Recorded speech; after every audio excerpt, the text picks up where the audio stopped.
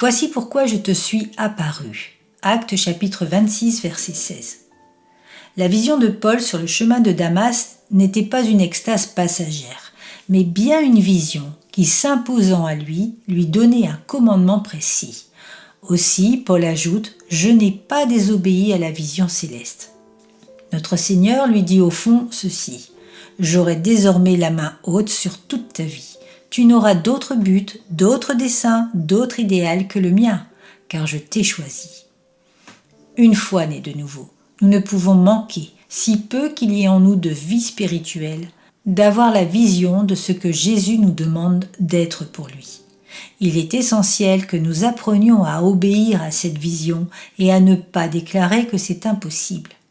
Il ne suffit pas de savoir que Dieu a opéré le salut du monde et que le Saint-Esprit peut me mettre au bénéfice de toute l'œuvre rédemptrice de Jésus-Christ.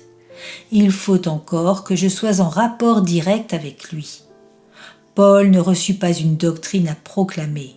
Il fut mis en contact avec la personne vivante et souveraine de Jésus-Christ. Le verset 16 est magnifiquement impératif. « Je te suis apparu pour faire de toi mon serviteur. » C'est un maître qui parle. Il s'agit uniquement d'une relation personnelle entre lui et son serviteur.